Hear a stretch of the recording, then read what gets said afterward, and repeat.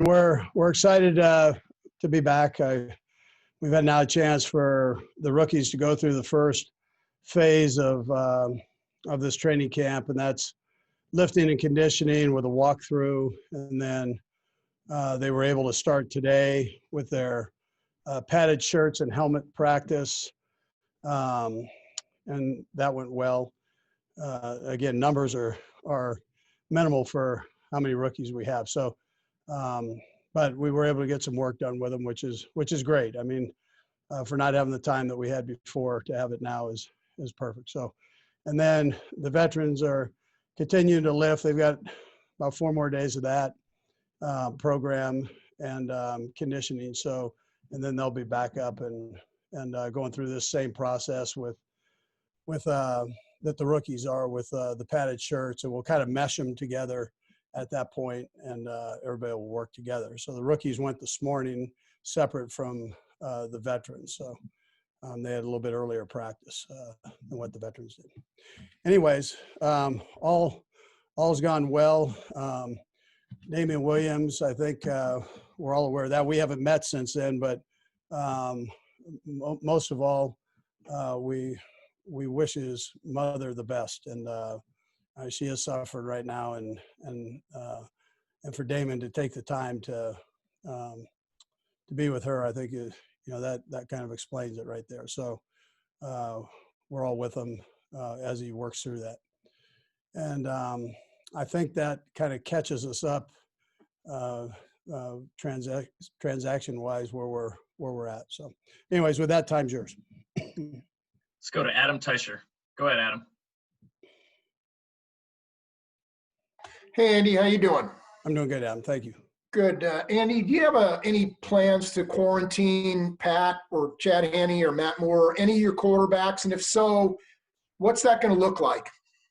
Yeah, so we're not in a position where you can quarantine guys. So that's not the way the camps are set up, and what's in the collective bargaining agreement. So, which I understand. Now that's where it becomes important that everybody takes care of themselves the best they can when they're away, and also in the building. But most of all, when they're away, they've been doing a great job, Adam, of wearing masks, doing the right things in meetings, and with that on the practice field when needed. Again, that's not mandatory there, but certain guys wear them, certain guys don't. But I'm gonna tell you, the guys have been so diligent about it, and they remind each other about it. Our players committee has been phenomenal with it. So reminding guys in their positions. Let's go to Herbie. Go ahead, Herbie. Hey, good morning, Coach. How are you doing? Hi, Herbie. Good morning. Hey, 2 questions here for you, Coach. With the opt-out deadline being pushed back to the end of the week, Thursday or Friday, according to numerous reports, how much do you anticipate other players electing to go that route as far as discussions you've had with them? And then the second question, Osemele, what is he giving you at the guard position or even along the offensive line, and how do you project using him? Yeah, so as far as opting out, that's at the player's discretion. I mean, I don't know, and that's not because I don't communicate with the players. It's just that that's a personal thing for them. So I don't interfere with that. As far as Osemele goes, I sure like him, and we had him in the Pro Bowl one year, and I liked him there as a guy, and I'm glad he's with us. So it builds a depth for us and competition. And Herbie, as you know, that generates good offensive line player or any position play when you have that kind of competition. So Andy Heck works all those guys in, so he keeps a rotation going, and they're all kind of interchangeable there. The way Andy does it. Let's go to Nate Taylor. Go ahead, Nate. Hey, Andy. Good to see you this morning. Hey, Nate. Yeah, likewise. Because you guys won't have preseason games this year, I'm just wondering how much you had to sort of adjust your training camp schedule as you ramp up to the scheduled home opener. How much will that affect line play position, both on offensive, defensive end? And then secondly, because you get more men at the offensive line position, just how do you think Andy Heck is going to rotate those guys in when you know you're not going to have an opponent to sort of look at from film-wise to suggest who should be the starter for opening day? Yeah, so we'll get a feel on that. And in particular, when we've brought in a couple of veteran players, and then obviously we got a couple of young players that we like to. But we'll be able to tell. The thing, you got to flash back to your college days, and that's kind of how this is going to be at the start, I think, when you look at it. So you're not going to have an opportunity for preseason games, but that's okay. That's everybody. I think the league's done a nice job, along with the union, on building up ramp-up days for the guys. Not only once we put the padded shirts and shells on, we go 2 and 2 on those. But also when we start in pads, they're actual ramp-up days, so it's a shorter period of time on the field, and then it gradually gets up to what the CBA rules are, which is 2.5 hours on the field. So, I think that's a positive. We've got plenty of practices. That's one thing we do have, in order to evaluate them for our guys to get into where they're comfortable playing shape. So, I think it'll all work out well. I still think it's going to be a good product on the field for the fans, and it'll be good to get to that point. So, down the road here. Let's go to Pete Sweeney. Go ahead, Pete. Good morning, Coach. Thanks for taking some time with us. Hey, I was curious. I know the team is with Damian off the field. It does leave a big vacancy on the field just because this was someone you guys named the starter last year. And I just was curious, are you going in the direction of Clyde? Is it something you're still figuring out? And then when it comes to Clyde, what if he is the guy, what makes you think he'll be ready for this type of task as a rookie? Yeah, well, we're gonna get Clyde ready to play, and he's gonna get ready to play. But we're lucky that we have a pretty good nucleus of running backs there. So we're not in. Listen, it'd be great to have Damian, but on the other hand, I think if you have to pick a position where you've got some talent, that's a position that we can work with, and we're in a pretty good position. I think Brett and his guys did a great job with that, kind of stockpiling that position. But for your answer with Clyde, we're going to get him ready to play, and he's wired that way. The more you guys get to know him, and ladies, the more you get to know him, I think you understand his maturity and kind of how he's wired. Yeah. Let's go to Seren Petra. Go ahead, Seren.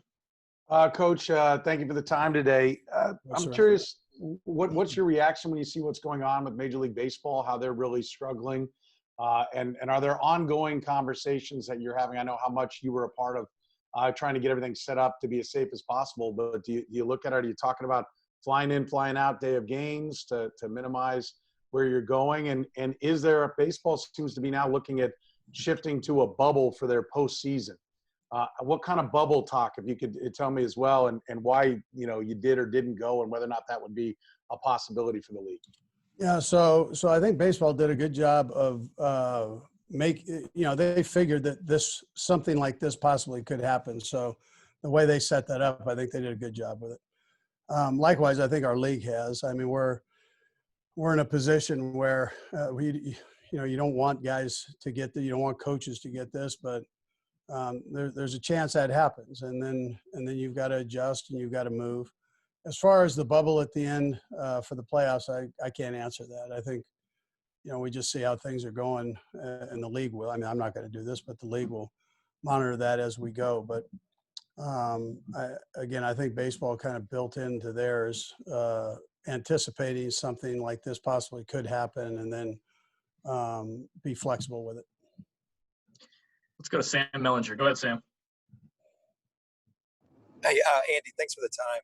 Yeah, Sam. What I was wondering about is kind of along the same lines of what Seren just asked you, but does that give you any hesitation, what you've seen in baseball, what you guys are trying to do, and what gives you confidence that what you guys are going to do is going to be more successful than what baseball is seeing right now? Yeah, well, like I said, we've got things programmed in, a plan in case it does happen. I mean, the league has built that in.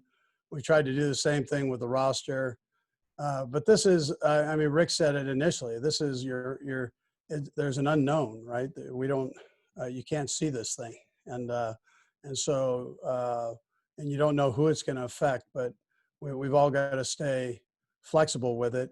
And as long as we do that, and I think if as long as the coaches and the players do the best they can, to wash their hands and keep the mask on and social distance, and then do that same thing in building and out of building, I think you can make this thing happen. So, and then we'll just see. We'll see how it goes. Just tell me you're not at like Yellowstone Park right now. Just tell me that. You look like you're on a nice ride right there. Yeah, I wish. No, we are on our way back home. We're taking full advantage of the work from home policies here. All right. I'm not driving. I see that. All right, guys, let's go to Vahe. Vahe, go ahead. Hey, Andy, good to see you. This might seem like ancient history to you now, but I wonder if after the Super Bowl, it can point to one particular sort of quiet moment of we did it that was when you just stopped and appreciated it. And related to that, I just wonder what the difference feels like between the burn you guys had after last season losing to the Patriots and what you come in with this feeling. Yeah, well, I think in both cases, we have a team, and Brett, I mean, my hat goes off to Brett for the job that he did, but we have teammates that like each other, like being around each other. The coaches like being around the guys. So we've had that atmosphere here for a couple of years now. Not that we didn't before, but I mean, you're asking me about the 2 years. But so I haven't noticed a lot of difference there. I think Vahe, kind of having been through this, once you get there, you want to get back. And so that's well and good. But you got to go through the process. And I think they all know that. And they're working hard right now. And so what you do is you go off of those indicators and response. Are the coaches working hard? Are the players working hard? That's most important right now. And I see that. So that's got to continue now throughout. And heck, there are going to be some up and downs, right? I mean, that's how seasons are. It happens in games. It happens during the season. And you got to work through that and stay positive and work to get better every day and every week. So that's kind of where our emphasis is right now. And I haven't seen anything that has retracted me or my feelings on that they're not willing to work. Let's go to Mick Schaefer. Go ahead, Mick.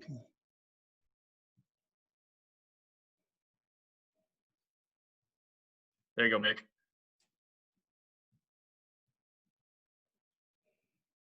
Mick, you got us? All right, we're going to come back to you, Mick. Let's go to Karen. Go ahead, Karen.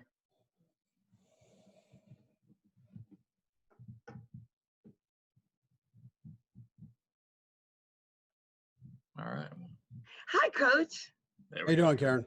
Great to see you, sir. Okay. 2 questions. One, have you been able to talk to Coach Peterson after his COVID diagnosis?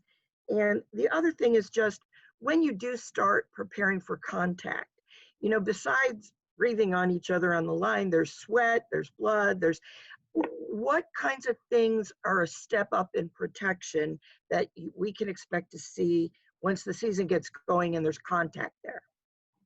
Yeah, so I think what the league has said, it's a contact sport. And I would just, again, reference back to them. It's a contact sport. We're going to try to limit, I think you try to limit the amount that you have there, although you got to practice it. So, and then take as safe measures as you can with it. So Oakley's come out with some different things that the players will experiment with, and whether they like it or not, they can experiment with it and put it in that position. But we're going to do the best we can with the situation. So.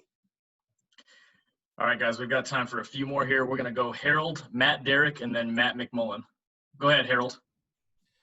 Hey, Andy, hope you're doing well. I wanted to ask you, I saw the visuals of you guys wearing the face shields while you're out at practice. I wanted to know how that's going for you. Eric Bieniemy was too.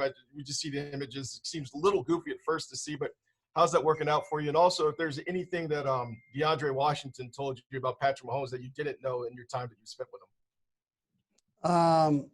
Yeah, so I'll start with the first one. You know, if you're a beekeeper, you'd feel real comfortable. So with the mask on, it's one of those things. It is different. You have players and coaches really once you're on the field. Um, there's no necessarily regulation on them. You'll see all the coaches with some kind of either a mask on or a shield, sometimes both. And so that's the way we're rolling, and as a staff. And and then your other one was, I'm not sure. Finish the second part of that. Go ahead. The DeAndre, you kind Yeah, of. anything DeAndre has told you about Patrick that you may not have known since they both spent time at Tech together? No, they're no, neither. I haven't talked to either one about it. So yeah, either. Let's go to Matt Derrick. Go ahead, Matt. Hey, Coach. Good morning. Morning. Circling back to Clyde Edwards-Helaire, a week or so ago, he told us that picking up the playbook had been really easy for him. How much of that points to his high football IQ, and how much of that is, rookies not really getting a chance to get on the field in the offseason and really, see what the NFL is?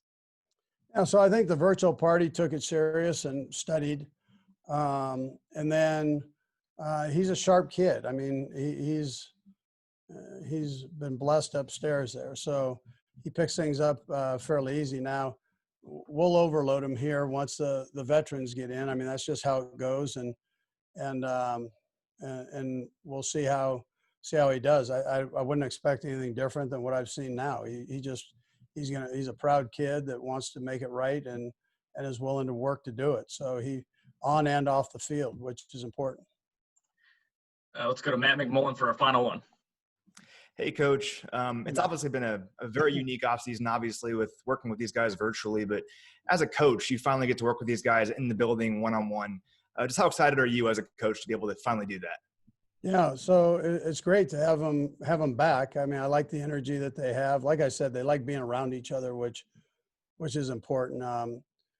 And they're willing to work. So they've been with Barry most of the time with the lifting and conditioning phase. But the times that we've had them in meetings and then for the walkthrough, they've been great.